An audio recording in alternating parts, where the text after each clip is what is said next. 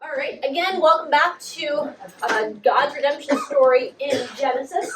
Last week we blew through Genesis 1 through 3. So much theological discussion there. We talked about Genesis chapter 1 and emphasized that it's not necessarily the science that is, it's not like a science lab, but the point is who God is. We talked about how God is the creator God. He is the designer. He is not just, okay, I'm going to put these things in place, that is beautiful, and now I'm going to walk away. But he is the generous God, the giver of such good gifts. And he is the God who wants to be not just far off, although he is a transcendent God, but that he is also close and that he wants to have a relationship with us. We saw as well that he is trusting. And you're like, well, wait a minute. Did we really say that? Well, yes, because he created humankind as his image bearers.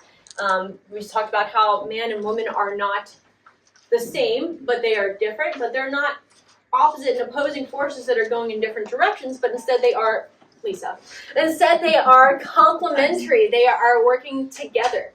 And God has entrusted mankind as his agents in the world. We talked as well a little bit about how mankind was intended to work the garden, to work it and to guard it. We're going to come back to that idea a little bit in today's lesson. And we talked about how although mankind had been given these wonderful good gifts, they'd experienced God's generosity in the garden. Unfortunately, what did we do? We said, nope, I want one more thing. We talked about that image of, okay, you have a petting zoo, and you can pet any of the animals in the petting zoo, and then there's just the one butterfly.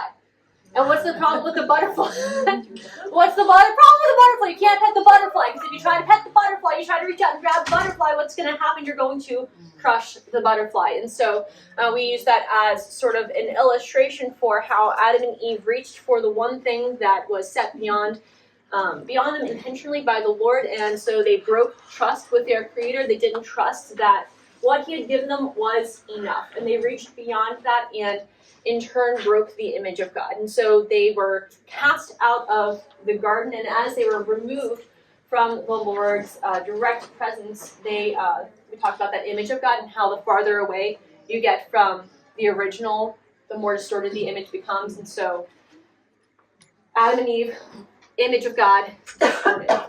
Now, even in the midst of all of the distortion and separation, we still have that promise of redemption and restoration in what? What did we didn't really talk about it in the verbal lesson. We talked about it in the lesson with Dawn. Is that a hand? No, she's like, no, I'm just hanging out there. In the whole curse section, God makes a whole bunch of promises as well. One of them is very significant. He says to the serpent that one day, yes, we will strike the heel, but you will be crushed. And so we have that promise of Messiah. We didn't spend a lot of time on it because probably in the Jewish mindset as they're reading that, they wouldn't have had necessarily that direct picture, but very definitely read back into it through the lens of the New Testament. The New Testament writers very definitely see that promise of Messiah, even back in Genesis chapter 3. And so we're going to launch into the rest of this preamble section. So where are we? We are in week 4 of the Fallout. And so we're working through Genesis 4 through 11. Ambitious? Perhaps a little bit ambitious. We're gonna see if we can fly on through. So our very first lesson is in Genesis chapter 4, and I do have my essential passage layout for Genesis chapter 4. I have to take this water.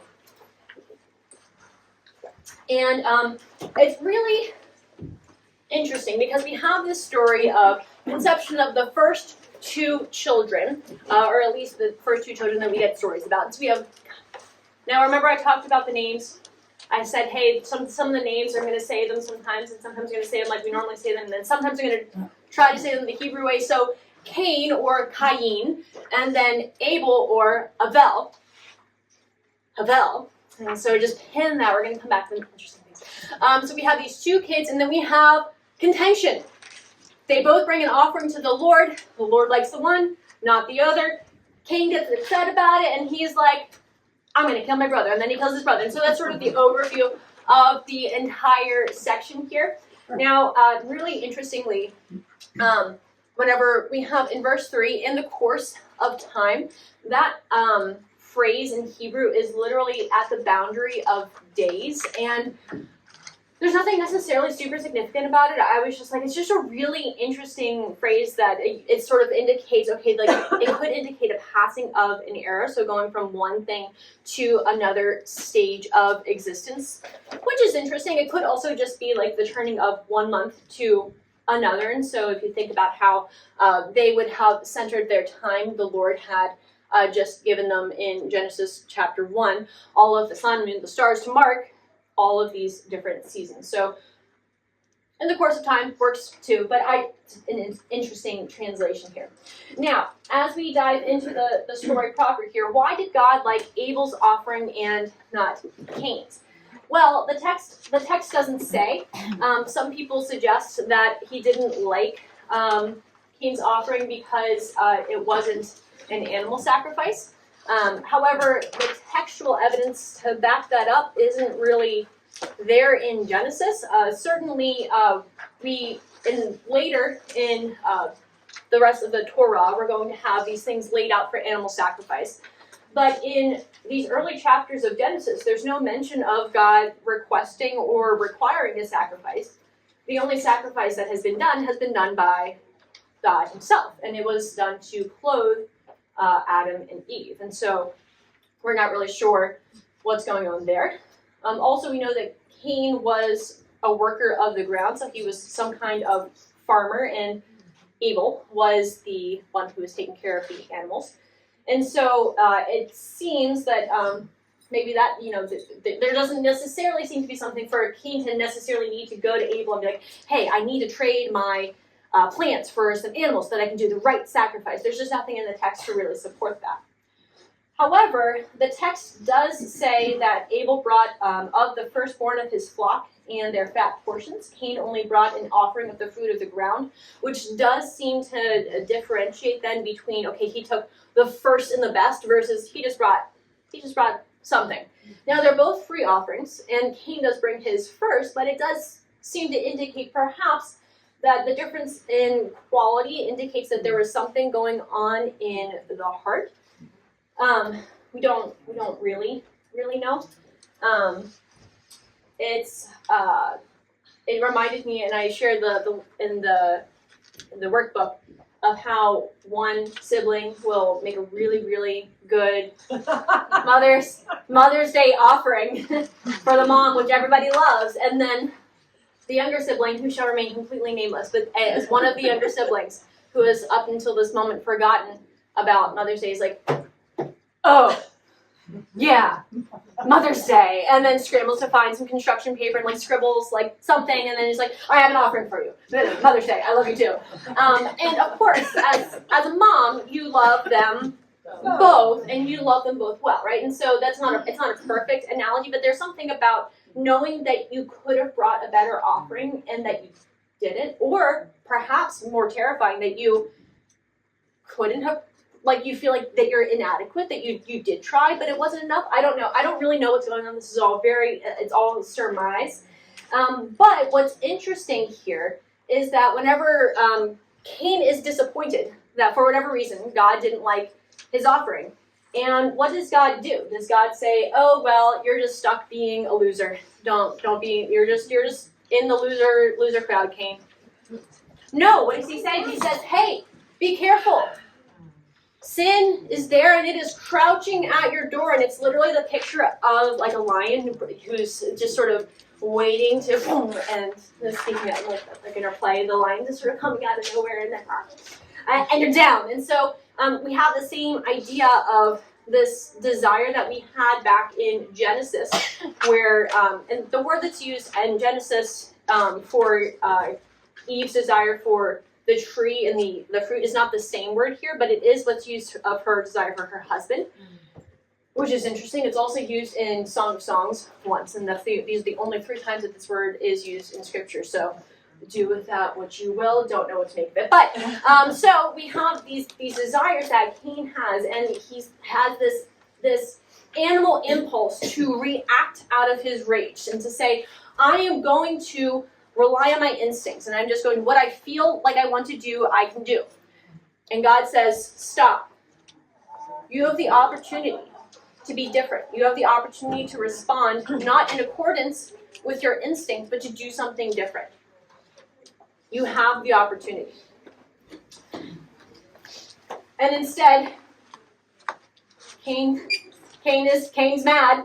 He burned with anger is literally the word, and he says, I'm gonna take Abel out. Whenever he does eventually kill Abel, and then God comes back to him and says, hey, you can't hide from me. I'm God. And Cain's response to killing Abel is, well, am I my brother's keeper? And at first glance, it seems to be sort of just a blame shifting again, back to the garden, saying, well, it's not. I'm not the one who's responsible. But once again, there's almost this subtle shift then to, well, who is the brother's keeper? Aren't you God? Couldn't you have done something about this? God, isn't this really your fault? If you had just reacted differently to me, I wouldn't have felt so neglected. I wouldn't have felt so frustrated. And I wouldn't have had to take out my frustrations. Couldn't you have stepped in even and protected Abel from me? Aren't you God? And I don't know if all of those thoughts are there laden in Cain's words, but I think it's a good warning for us as we take a look at these passages to think about God's sovereignty and our responsibility. That God certainly has placed certain things into our lives, and some of them are very troubling at times, difficult, and it can be tempting to say, "Well, Lord, you put this in, you put this circumstance in my life. How can I help but respond this way?" And I think a lesson that we can learn from Cain is that we do have the ability to choose. Even whenever we're not sure why God does what he does. Why did God like the one offering and not the other? Some other interesting things in this passage. So Cain's name means acquired or possession. And the word has the idea whenever we see it back in, I would move back. Whenever in chapter 4, verse 1, Eve says, I have acquired a man with the help of the Lord. So that word acquire, inherent in it is this idea of, okay, I had some help along the way. And of course, if we remember Cain's job, what was his job? He was a farmer. Now, how many of you are also gardeners? Like to go out into 3? 2 of you. Okay. How many of you like to watch gardening shows or farming shows or something, anything? Okay. We're familiar with the idea of can you do things to your garden and predict that your things are going to grow perfectly and that your the bugs aren't going to eat it and that deer, right? And if you have things outside, you can't even guarantee the rain, the sun. Like there's all sorts of things that can happen to your garden or farming that can mess it up. And so all of those things are ultimately in whose hands? The hands of the Lord. And so there's possibly something behind this that Cain also had fear. He was afraid that because Abel's offering was enough, that God liked, that he appreciated Abel's offering, but not his, that he felt that somehow there wasn't enough for him. That yes, he was going to need to require the Lord's help, but perhaps the Lord wasn't worth his trust. And so he turns his back on the Lord.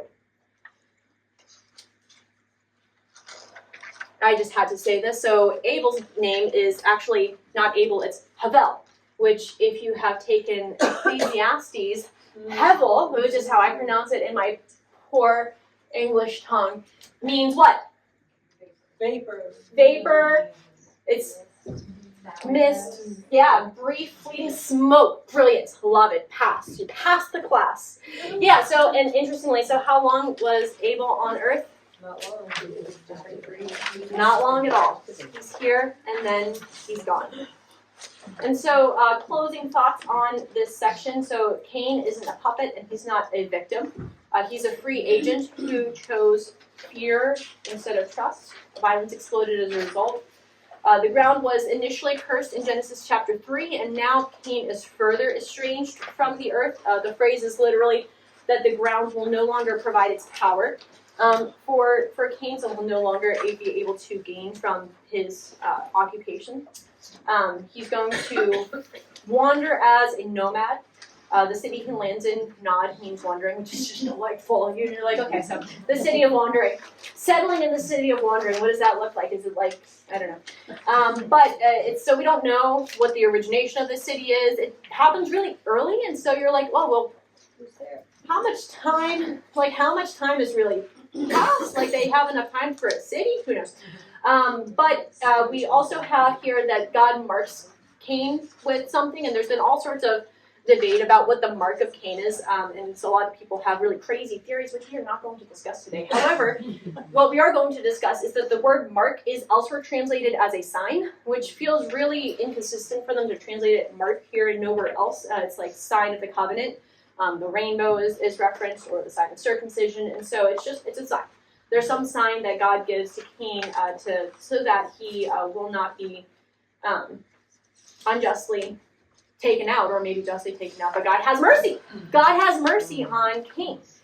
And really interestingly, so Cain is described as leaving God's presence, but the verses don't say that God cast Cain out from his presence. It just says that he told him he had to wander, and Cain went out from God's presence. Which I'm not sure how much significance I want to put in that, but I do find it interesting that God doesn't say, all right, Cain, no more of you, but it's that Cain feels like he is rejecting God, not the other way around. And I'm like, I don't want to build mountains out of this, but it's interesting. It's interesting. So this is God in Genesis 4. He is a God who judges, yet with mercy. He has divine knowledge, and yet he only interferes enough to point to Cain's alternate path. He does not intervene. As much as I want to say, well, God, shouldn't you have? I don't know. This feels like a good time to be like, stop, but he doesn't. He doesn't intervene. And so he's a God who invites people to trust him and to be his representatives, yet is committed to our freedom, which is crazy. So who knows? All right, so next we are moving into the genealogy, which we are skipping. Just kidding, we'll cover this briefly. So as part of the genealogy here that we're going through, we have I wanted to just briefly say, so we have this more generations. And it's really interesting that this is the only time. So whenever he has his son Seth, which I actually can't pronounce this one the Hebrew way because it will not come out right. So I just can't do it. So that this is the only time whenever it's in his image and in his likeness, not for Cain or Abel. And we also have sort of a repetition here of the blessing section that we had earlier in Genesis. Now, Genesis chapter 5, we are going to breeze through it. We have a sense of historicity here that, again, Genesis is grounded in real names, real people who lived a real amount of time. A lot of people theorize that the ages are longer here because of the firmament and the probable sort of setup of the world pre-flood, that everything was living longer, that things were getting bigger, and so the conditions were simply different. There's also potential that because the earth hadn't been filled up with evil and violence yet, that people just lived longer. So it's an intriguing possibility. Who knows? We also have the fact that this, in sort of the storyline, connects us from the whole Adam, Eve story down to our next major person that we're going to see, who is Noah in the flood. Also, remember in chapter 3, God said, earlier, but God said to Adam and Eve, if you eat the fruit, you will surely die. And so we see muerte. So that's death in Spanish. Why? I don't know. It's death's fault. So we have repeated over and over, thus all the days were blah, blah, blah, and he died. All the days were blah, blah, blah, and he died. And he died, and he died, and he died. There's this emphasis on death, that the God's word is true, that the thing that he had promised did in fact come to be, just not perhaps in the time that Adam and Eve had anticipated. One other interesting note that I am going to just pause on really briefly is Enoch. I can't say it the real way. So he walked with God after he fathered Methuselah. This is the problem. As I listen to them say it the Hebrew way, and now I can't read it. And then all the days were 365 years. He walked with God, and he was not, for God took him. And you're like, it's just really interesting. What I do love about the Hebrew is that the phrasing is, he caused himself to walk with God. And there's this intentionality about it, that it's not just he just sort of happened to fall into walking with God, it is that he caused himself to walk with God. And I love that too, because y'all, I don't know about you, but I am busy. And it's so easy for everything in my life to just sweep in and to take the Lord right out of the picture. And I have to cause myself, I have an intention in my heart to walk with him on a daily basis. So despite the spread of sin, God is preserving his purposes, and he's preserving things even through the line of Seth. And we're getting all the way down now to Noah. Again, we're not there quite yet, though, because we have this really interesting section. I have no idea what to make of it. So Genesis 1 through 4 really talks about these people, the Gibborim and the Nephilim. And you're like, what are the Gibborim? I've never seen that word. For whatever reason, we like the word Nephilim, but not the Gibborim. So I'm like, well, that's the mighty men. So the word Nephilim is really, it's the fallen ones, is what the Hebrew sort of translates to. That's in verse 4. And so we have the situation where we have populations are there, the daughters of man were, the word attractive isn't attractive, it's good, it's tov. Why they translated attractive? I don't know, but it's tov. And so they took any his wives as they chose. The word took implies violence, so it's different from whenever they have wives. This is a phrasing that is more implying in the Hebrew that it wasn't a willing thing. And so then we have the sons of God, and we didn't really talk about this earlier, but God, that Elohim, sometimes it's translated as God as a title of God, and in the workbook we talked about how the title is not necessarily Trinity, but it's implying, okay, so multiple implies elevation, because it's God plural, you God plural. But the word can also be translated as angels, spiritual beings, kings, and sometimes in the text it'll have prefix the, so the God, which means probably that it's not capital G God, but it's whatever the lowercase g gods are, whether they're referring to some sort of spiritual beings or some kind of other rulers. So here it would, I think, probably be more appropriate to say that it's, in the terms of the lowercase g God, because it has that prefix in Hebrew. So what is going on here? The sons of God, daughters of man, we have Nephilim, who are the fallen ones coming into the daughters of man. They're having children. There are mighty men who may or may not be the children of the daughters of the gods and the sons of man, whatever these things are, men of old. What is going on? Why is this here? I don't know. Talk to Pastor Jeff. Next. No. I don't know.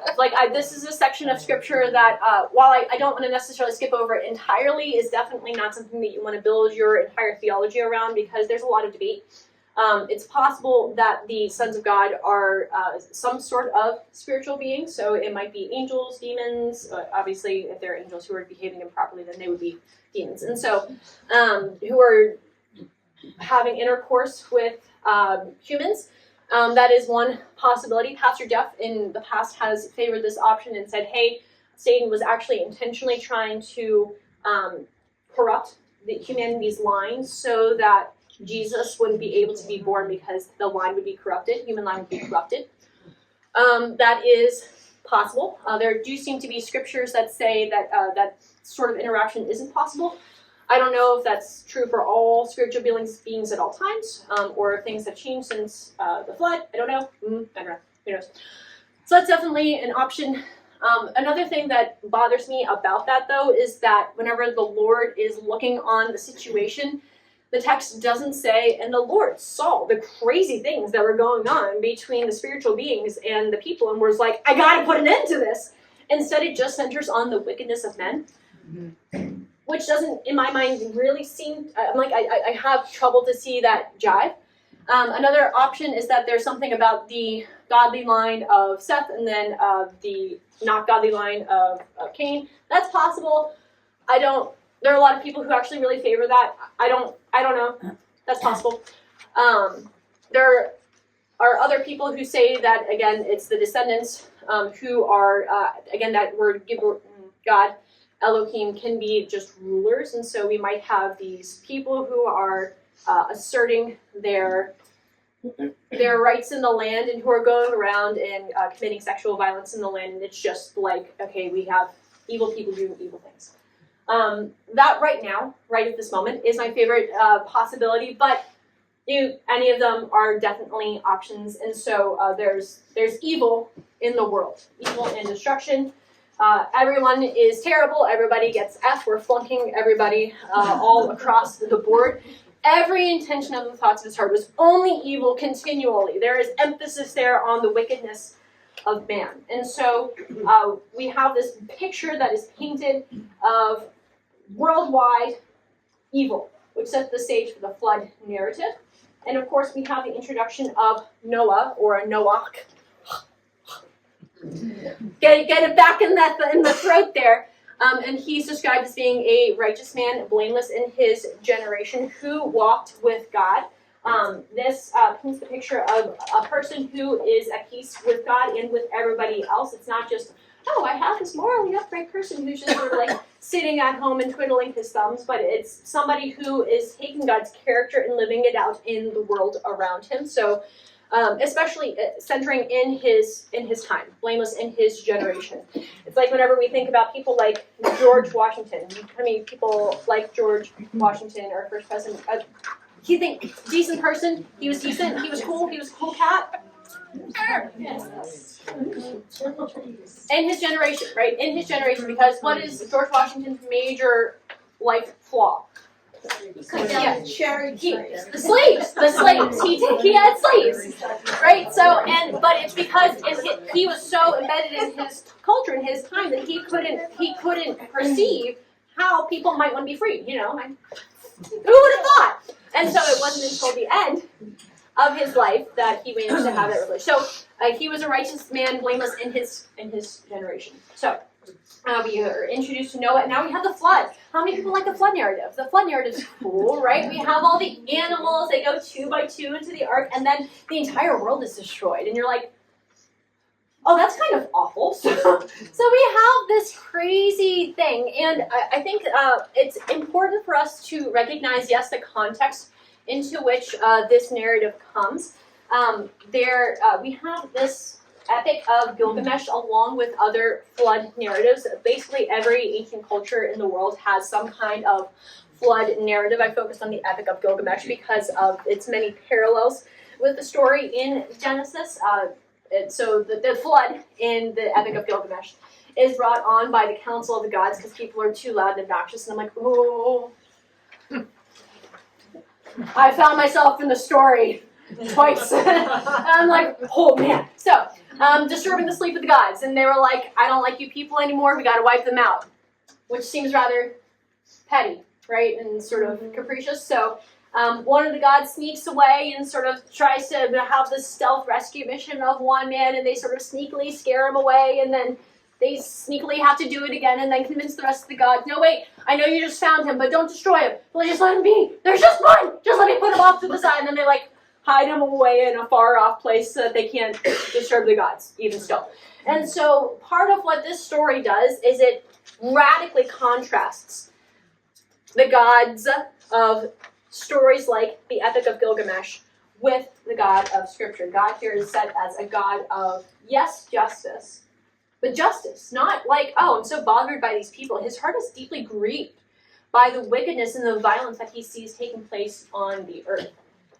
It's like whenever you are watching your kid and they get bullied, And what happens in your heart? Doesn't your heart just break for the pain that your kid is going through? You're like, no, that's not right. Like, you shouldn't have to go through that. And I think that helps us to recognize what God is feeling. But he is also a God of mercy. He is the one who intentionally sets up the ark and says, I am going to preserve not just people, but the animals and the rest of it. And so that he can restore the earth. There's some really interesting things throughout Genesis with the earth is very personified.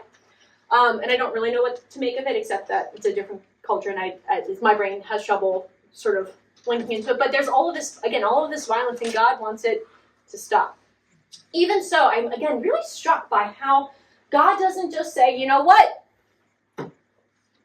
I think that we should just do round 2, different planet. Earth is gone, and we're just going to completely start over. We're going to try again but no, he says, no, I am going to preserve this line, and I'm going to preserve humanity. And I don't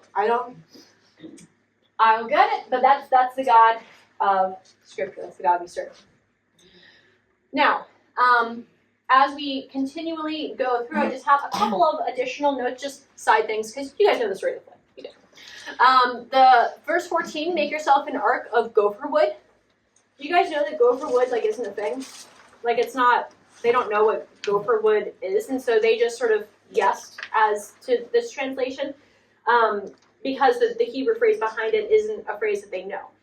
There are some scholars who say, well, the word is similar to something in some other language, which I delete from my brain, but it could also be translated a box of reeds. And if you think about the rest of your scriptural account in the Torah, do we have reeds being mentioned in any other major biblical story?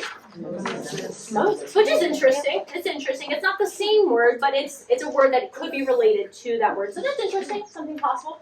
Another interesting fact, sort of thing to ponder late at night, verse 16, make a roof for the ark. That word is not roof. There is a Hebrew word for roof. It is not that. There's a word for window. Some of your translations may have window. It is not window. It's a word that we don't really know what it means.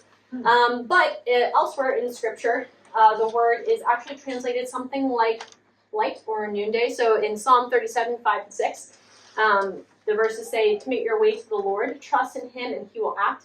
He will bring forth your righteousness as the light and your justice as the noonday.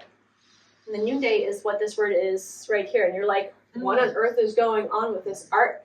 So you're like, I don't know. Was it like a giant oil lamp? Was it a gem? Some people say that maybe it was like a sparkling, it was like a disco ball. Guys, they found a disco ball and put it in the ark. I have no idea what this light is. Again, things to ponder late at night. We're moving forward. Moving forward! Stretch if you need to. All right, moving forward. So, Genesis 7 through 9. We have a fabulous chiasm here, which we're going to pause and we're not going to talk about it quite yet.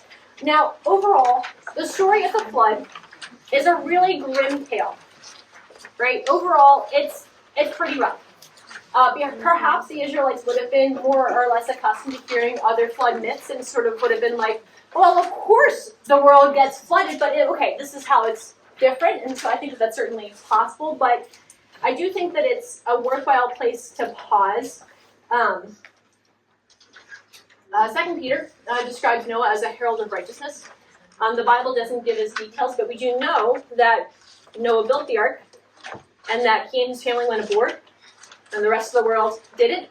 And so for me, I feel like there's certainly warning that was sent at least by the fact that Noah was building this giant ark. And I don't know, perhaps the people could have asked a question or so. And there's some debate about how vigorously Noah was proclaiming this message of, hello, perhaps you should come to the ark and be saved. And there's debate about that. In any case, though, God did come to Noah and say, hey, I have marked you out for salvation, my friend. And so the question that I start to wrestle with is, did the rest of the world really have an option? Did they have an opportunity? And I would say they did, right? Because they had the opportunity to be like Noah and to walk with God, or to choose evil and wickedness and violence. And they all opted into the way of violence. And I don't know all of the details around how many people, got the message in what format. But I think this is one of those times whenever you see certainly the sovereignty of God at work with the sovereign decree of destruction. We see humans leveraging their agency first in disobedience on a grand scale, and then in a very small scale with Noah, that he is saved because he obeyed God. Continue to wrestle with the story. It's a hard one.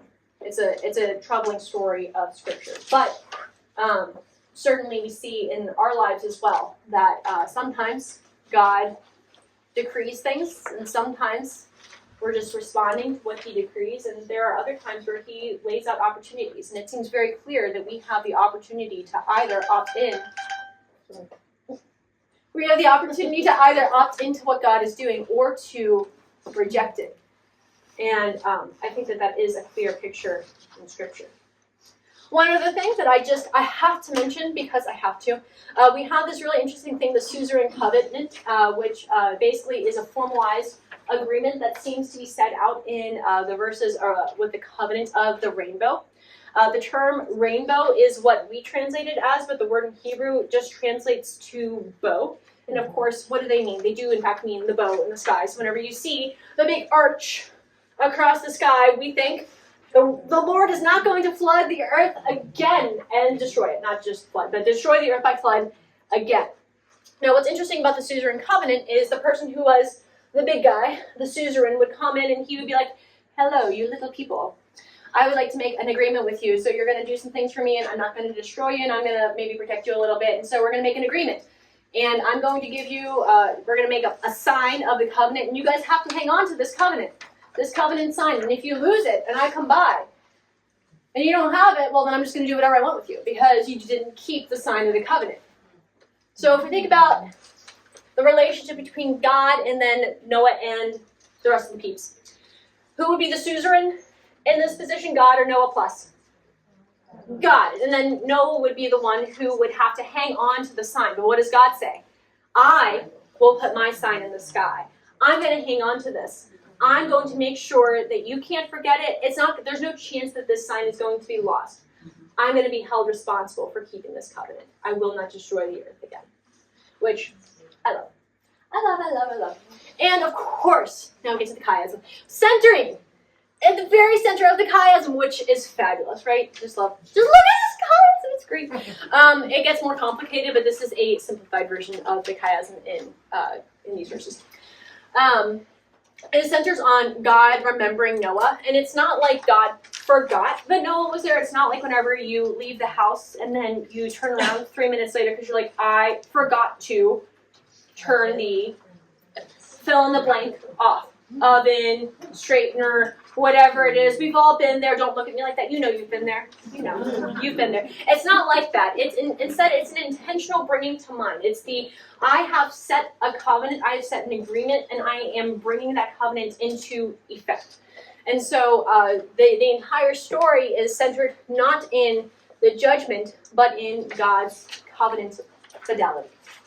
And so now we're going to move forward into even crazier things, because Genesis 9 through 10, this entire thing we have in chapter 9, this really terrible story. Like, out of the stories, I don't know, I think I hate this one the most. So we have Noah. He comes out of the ark. He does the sacrifices. And then sometime later, he has this vineyard, which he has planted in the interim. And he has taken the time to grow it. And then so at some point later, how much longer, I don't know, he gets drunk.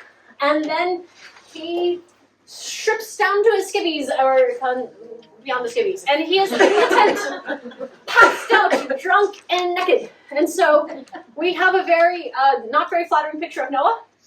And then his son, Ham, is like, I'm going to enter my father's tent. Why, I don't know. But he uncovers the nakedness of his father. And so this phrase here is interesting. It has several possible meanings. The first one is literal, that he literally just walked in and was like, up, there's dad, and saw his dad naked. Another possible meaning of this phrase is sodomy. Another one is incest. Neither of those are very pleasant options. The last one is perhaps the most violent. It's castration. And you're like, wow, this range of options is pretty crazy here. I don't know. Now, I do kind of favor the last one for a number of reasons. One reason is because Noah awoke from his wine and knew what his youngest son had done to him right away. And it's not like, and then his other sons told him what had happened, or his wife told him. He knew. And of these four options, the one that you would wake up and then realize that something had happened seems to be the last one, that you're like, there's something that should be there and it is no longer there. Also, his response seems to be pretty outsized if it's just that Ham walked in and saw him uncovered. Like that's, I like even recognizing that this is within an honor society, and like the dishonoring of a father was a really big deal. That just seems to be such an outsized reaction to curse not Ham, but his son, Canaan. And so I don't know, like I don't know for sure what actually happened or why all of the characters in the story are behaving so tragically, except for Shem and Japheth. But what we do have is we have this curse, and there's scholarly debate over whether it is in fact a curse or whether it is a prophecy. So whether this is Noah just sort of seeing into the future, or if he is sort of trying to get revenge on him. And this one, the latter option would make sense, especially if it was castration or incest that were in line, because if he is if Ham was for whatever reason trying to take away his father's ability to be fruitful, then the revenge would be to curse Ham's descendants. And so it would be a sort of crossover into the fruitfulness lines. And so, again, I don't know. I don't know for sure if it was just a prediction or not. I do.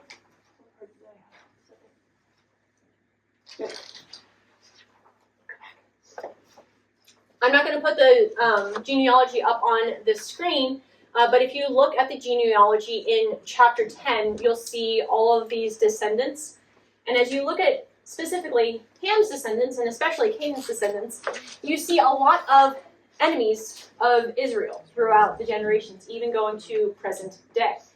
And so I have to wonder, I don't know, if Noah had responded differently, would the outcome have been different? And I don't know. This is another one of those things where you're like, you know, what was sort of laid in stone already, and what could have been different? I don't know. But I do think that it is perhaps, again, as they're thinking about lessons, a warning for us not to respond in anger, not to take revenge, and to instead trust the Lord, to forgive. And I think that forgiveness is one of those things that is really the greatest expression of faith. To say, Lord, I am not going to seek to take action myself, and I am instead going to put that person into your hands of justice and trust that what you do is sufficient, that what you do is good, that what you do is right, and then to walk away. And that's hard. That's hard, y'all. All right, we are in the final section. Woo! Doing great. So, Genesis chapter 11, we have the Tower of Babel. It's great. Now, setting up the chiastic structure, you actually, in this section, have, there's 3 different layers of chiasm. So, I was like, I can't do them all. So, you have both this way and then repeated chiastic structure, and then you also have building toward the center chiastic structure where the Lord came to see the city and the tower which the children of man had built, both sort of center on that. What's up with this story? Well, we have these people, the whole earth, one language, same words, and they're like, you know what? Let's build a tower. And then God's like, not on my watch, and sort of scatters them, and you're like, what's going on? We have these aspects. We have the people making their own name, seeking out their own plan, and in specifically their own direction, going out to the east instead of the west, which if you read the workbook is, I think, a better way to translate verse 2. And so God had told Noah and his descendants to be fruitful, multiply, and to fill the earth. And they're like, not on my watch, I'm going to instead settle here. We're going to be united, and we are going to build a tower for God's name? No. Our name. For our name. There's some interesting stuff with, so the brick that was used, the word brick, is a word that they used in the time, and the word has relation to white bricks, and or bricks that were light in color, possibly relating to temples that were built for the moon goddess. The tower with its top in the heavens, that phrase is also used in a lot of ziggurats, which were also used in pagan worship. So it's very possible that there's also some foreign pagan worship stuff that's going on as well. Not definitely, but it's very possible. Another really interesting possibility is so the tower with its top in the heavens. There are some people who speculate, this is from, I think, Jewish Midrash, don't quote me on that, but that because of the flood, the people were afraid that the earth was going to flood again, and so they were building the tower to literally hold the sky in place, and so they were like, I'm going to secure our destiny by holding the tower up, which I don't know if that's so, but it's fascinating.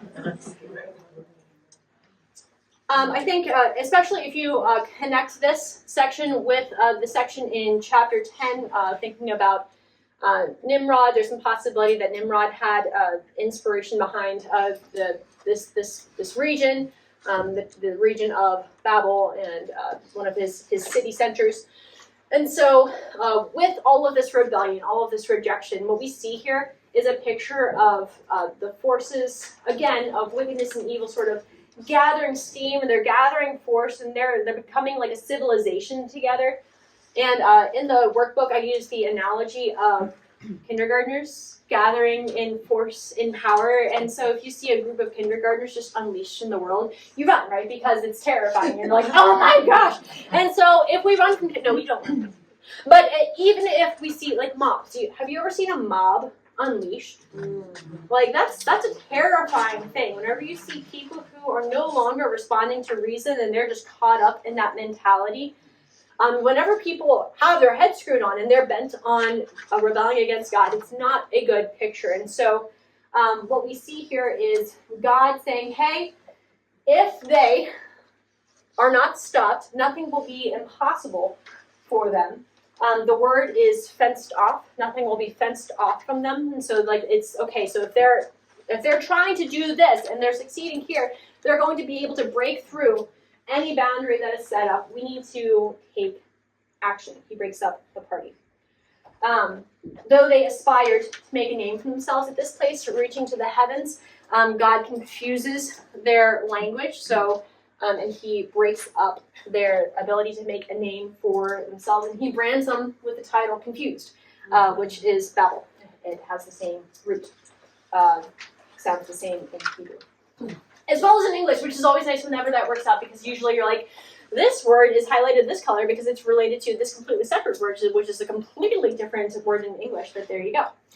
And so not only does this confusion accomplish the scattering, but it also creates division. And so in order to have the same kind of unity, pre-tower, pre-scattering, people will need to learn each other's languages, learn how to work together, which, as some commentators speculate, inherently kills the sort of self-centered, it's all about me, I'm only operating in my own worldview for my interests, to be able to work with somebody, to reach across cultures. Any of you have ever been on an intercultural mission trip will know the struggle of working with somebody who does not speak your language, and you really have to be in it, not for yourself, but for the goal of what you're there for in order to succeed. And so, ultimately, at this point of the story, people are still stuck with the same problem that has pursued each character along the way. Though God imbued humanity with creative potential, with a great, in fact, they had a name, they had a purpose, to serve the Lord, to be fruitful and to multiply, and they said, nope, I reject it. and I would like to seek my own name, rejecting his image, deciding for themselves what is good. So God is turning now from the nations as a whole, and he's going to focus on one nation, one family, and starting with one man. Next week we're going to start Abraham. And so, overall, big picture, we have general chiastic structure through the Genesis preamble, the prelude, centering on chapter 5, verse 28, and it indeed is centered on Noah, the idea of rest and comfort and peace. And so, the preamble of Genesis invites us to trust God in the story that he is writing. That's it for this week. Hiker on Hike is Abraham. This is a long section, but it's very story-oriented. So lean into the process. Small group discussion. Pages are up on the board. They're also in your book. If you are a small group leader, I have your papers over here. Thanks again, everyone. We will see you hopefully next week. Thank you.